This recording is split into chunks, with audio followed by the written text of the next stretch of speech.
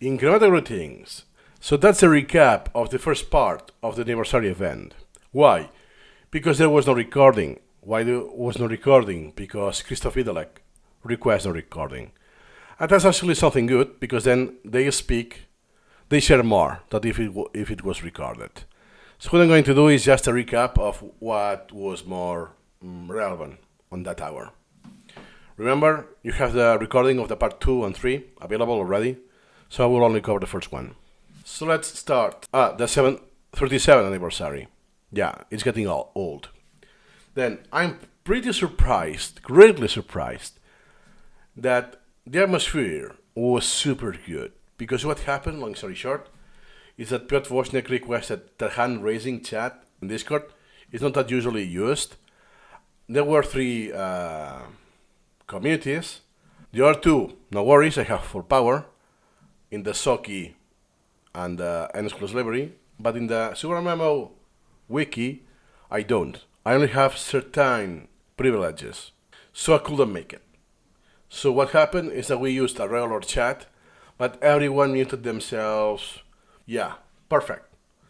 I was really surprised, even though Piotr Wozniak was against it. It's no, let's give it a shot. Let's see what happened. Spectacular. So something to be proud of.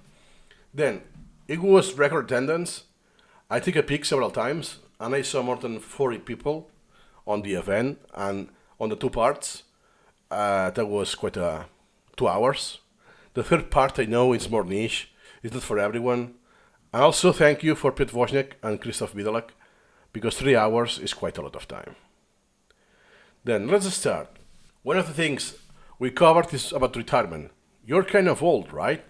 That in a few days, I know it's your birthday, and you will turn 63. You may be thinking of retirement already, or at least from the legal perspective, right? But they said the opposite. It's no. I'm more engaged than ever. For Biedalak perspective, is that, by the way, he studied AI in his time. It's not the same as today, that there's a lot of hype with natural language processing. So he is on his jam. So he now is enjoying the best than ever. He's very active in LinkedIn. Feel free to follow him. I'll drop the links in the description below. And he said more in the company perspective that, hey, you have been not 37, but almost 37 years with the company. It was founded in the 1991. They think about values for the long-term vision, not the technology. Because they said that some other companies raised and fall trying to compete with them with space repetition or with language courses. And Piotr Wozniak more or less said the same, and also said that his role model is Tom Dury. He's a Canadian, he is 94. I have one video in my channel featuring him when he was 92. And oh my god, is this guy in the 90s? His mind is crystal clear. Where's the degradation of the biological degradation of age? Pff, crazy. So, we can guarantee that they will be active as long as they can. So they're not going to stop anytime soon. What about the company or the project of a Supermemo?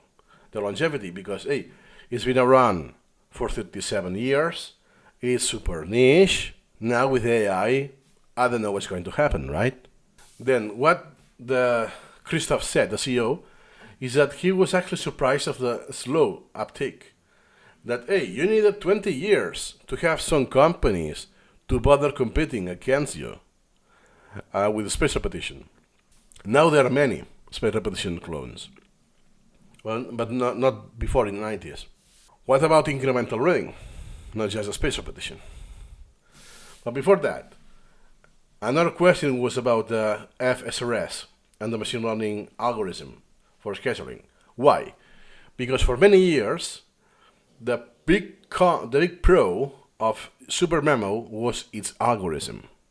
It was way ahead of any other algorithm. Usually, the algorithm SM2 that was based on themselves, that they publish it, they open source it. So many people were using Supermemo for the sake of the algorithm. But now it's been some years that we have FSRS, not only for Anki, by the way, it's implemented in other platforms.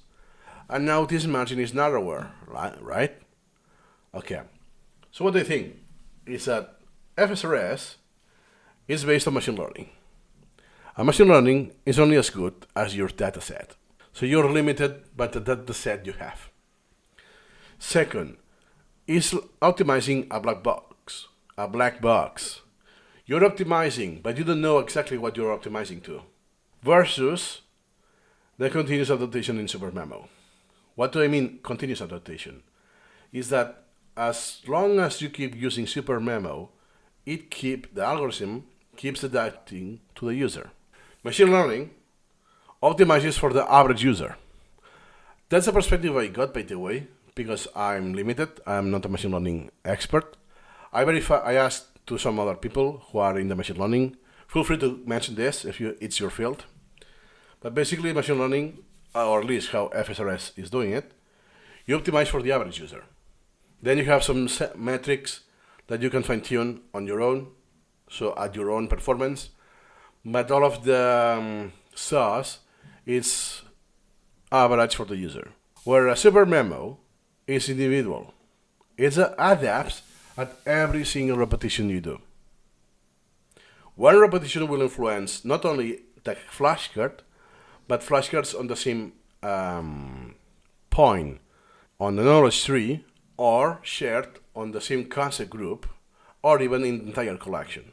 Imagine that. What they said about Supermemo is that they enjoy the process rather than chasing hypergrowth. We're not here to be a multi-millionaire company, Silicon Valley success, the American dream, stuff like that. No. What we think it's true, we stay to the truth. That's why they don't actually care about competition. And it's actually right, because I have been on the email chain with Piotr, Wozniak, and Krzysztof while those months planning the event, and it's, oh wow, they are quite clueless how Anki works. In a more technical level, like in the database and so on, but as a user, that what is a node and the card that one node can create multiple cards with templates, they are clueless about that. And some of the staff that, that really means they really don't care. We just follow our truth, and that's it. Even though Piotr Wozniak said that he will watch carefully as long as they are innovating. And he only mentioned one case with Obsidian. You know that Obsidian is a personal knowledge management. It's not open source, it's proprietary, but has a lot of open source add-ons and a lot of large community behind it. And the reason is because of concept network processing. And if we ask for the next 5 years, what will be the next, what's coming ahead? It's AI and concept networks. Happens to be that Obsidian is already with concept networks. That's the future, according to them. Then, something else they said is that, we can pinpoint the precise time of a space repetition to March 27th, the year 2000. That means that in a few weeks, incremental reading has been out for 25 years, a quarter of a century. I'm pretty sure some people present in the event were not even 25 years old. So imagine that. The adoption is super slow, and the circle that embrace super incremental reading is super microscopic. So what needs to be in the future, looking ahead in the next 5 years, is the need to percolate, letting more people see its potential. It's one of my goals with my channel, by the way. That is a fancy word I learned from Wozniak. I had to Google percolate. That is to spread gradually through an area of group of people. And that goes in consonance with open source. Let me tackle this right away. But before this, what about incrementalism? What about if we have just some features that we can sync subsets? So I can have, a web browser, web app, or a phone app I can use on the phone and do some repetitions. I don't need to have all of the experience in the phone. That will be really hard for an incremental reading app. But for instance, if you start with a more high yield, like Kindle, and I can literally open Supermemo and automatically imports from Kindle the highlights it did, or the readwise, stuff like that. This will be a massive difference for many people. And then alternatively, you add more features. And then secondly, hints for open source. So you don't have to open source the entire project. You can do something like Obsidian. That is modelized in the sense that if you want to do add-ons, you can do it, modify the program as you fit. And they used the web view. It's like some sort of web browser within the app. So you want, I don't know, PDF support or LaTeX support. It can be through the web view. So it's not immediate. It's very broad. It's not well defined, but at least they have some intention to go beyond, at least for the sake of, if this is done with web view, then it's no longer Windows only. It can be in different platforms. And if it's in different platforms, then we can go and let more people see its potential. Because now the tool that implements incremental reading is Supermemo, and it's one of the worst apps available in the sense that it's very old, suffers from old age, it's very buggy, and not user-friendly.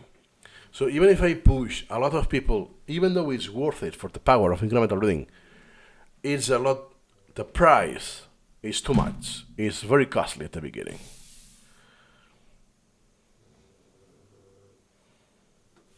And one last thing, actually that was intended to be part of the first part only, but it lagged to the second. I will still put it, because that was the breaking news.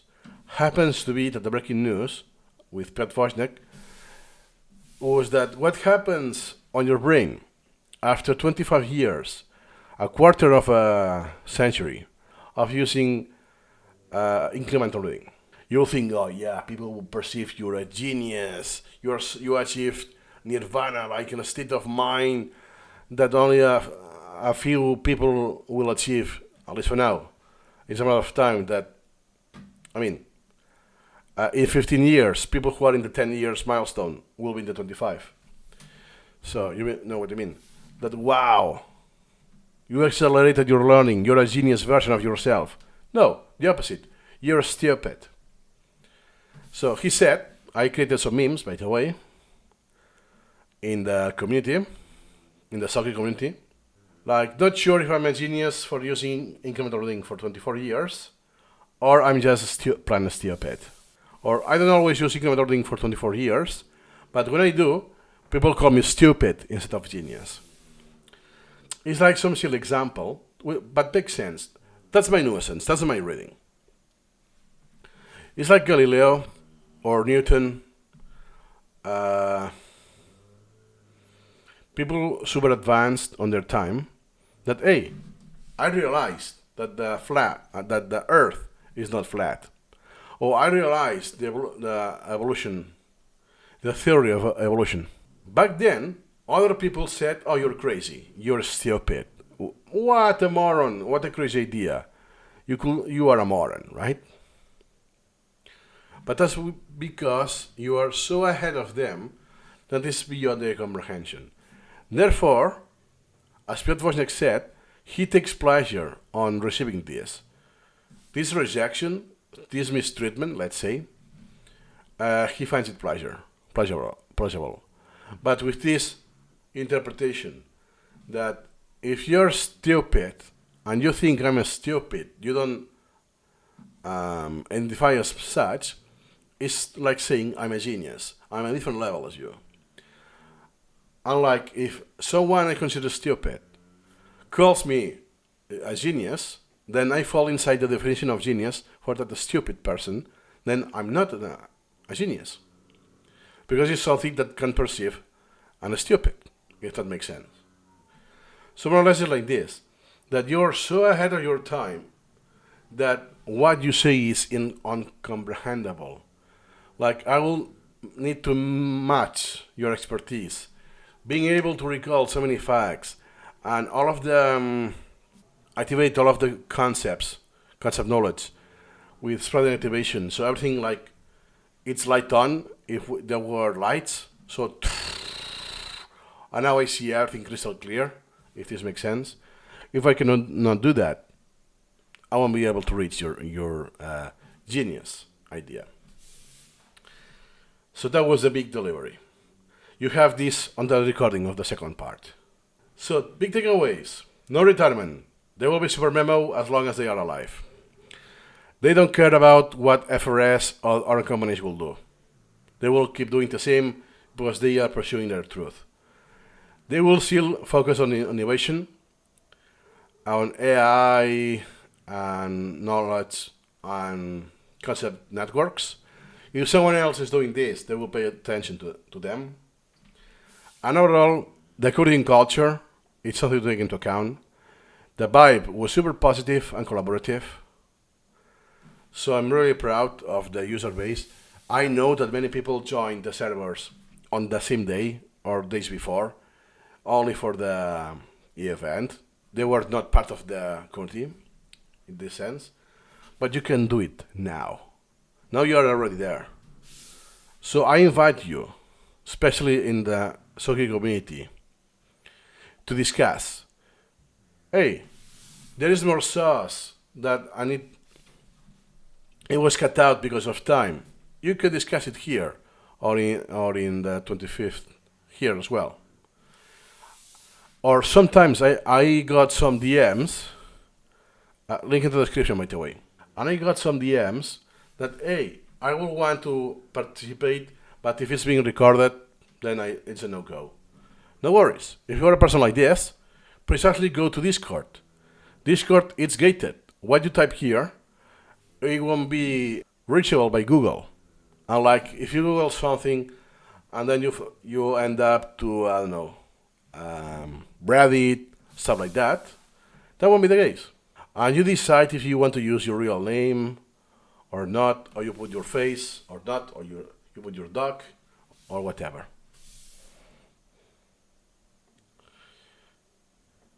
Remember, this is a recap of an event that happens once a year. Don't wait to discuss all of this once a year. It can be more continuous. And now you have a new community specially dedicated for this. Link in the description. So that has been all. Now feel free to watch the video recordings of part 2 and part 3. And for this year has been enough. See you incrementally and in the community.